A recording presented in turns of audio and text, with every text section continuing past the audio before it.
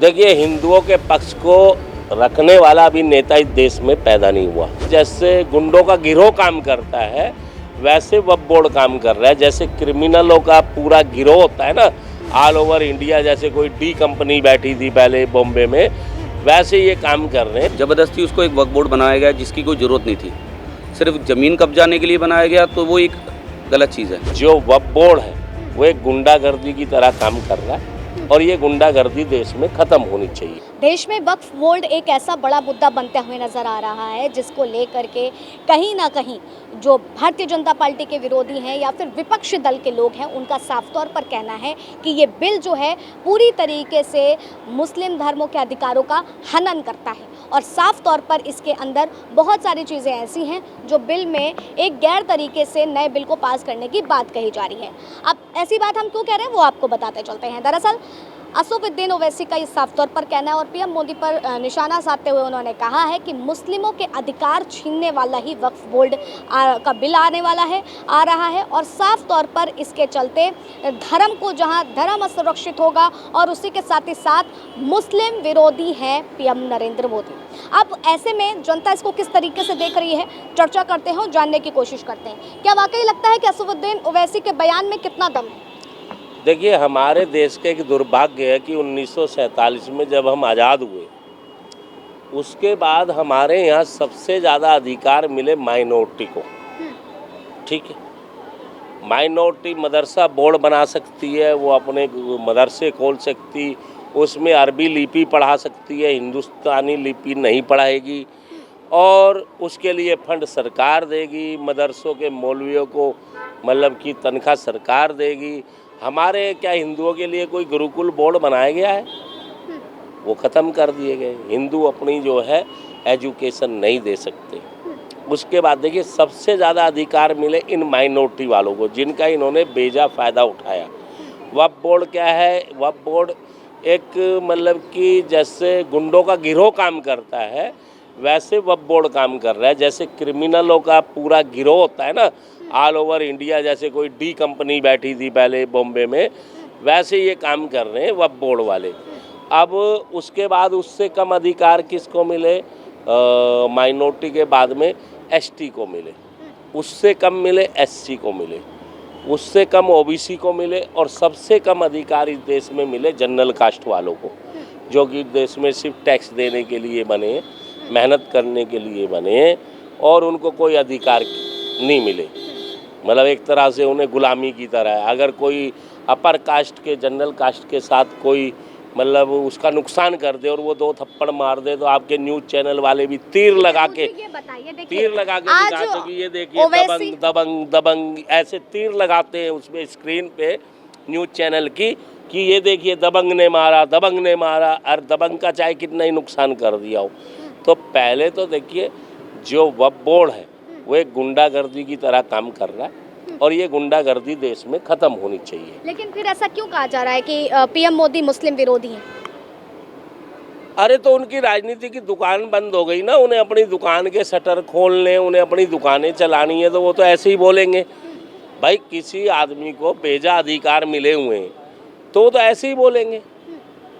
उनका अधिकार कम हो रहा है, उनको तो दुश्मन नजर आएंगे मोदी जी। लेकिन क्या लगता है कि जिस तरीके से असदुद्दीन ओवैसी जो हमेशा मुस्लिमों की बात करते हैं, मुस्लिमों के पक्ष को रखते हैं, क्या वाकई ऐसा कोई नेता है जो हिंदुओं के पक्ष को रख सके, हिंदुओं की बात कर सके? देखिए, हिंदुओं के पक्ष को रखने वाला अभी नेता इस देश में पैदा नहीं हुआ।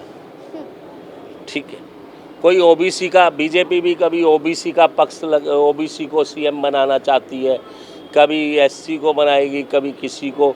हिंदुओं की बात रखने वाला नेता अभी तक इस देश में नहीं है और आगे आने वाले समय में शायद हिंदू अपने अंदर से ऐसे नेता पैदा करेंगे जो हिंदुओं के हित की बात करेगा। लेकिन भारतीय जनता पार्टी को तो इसी पैमाने पर रखा जाता है, इसी तर्ज पर उतारा जाता है कि वो हिंदुओं की बात करती है, हिंदुओं के लिए हमेशा अग्रसर रहती है। देखिए, ऐसा है, यही विपक्ष उस पर आरोप भी लगाता है। देखिए, हम हिंदुओं के पास अभी अच्छा ऑप्शन नहीं है।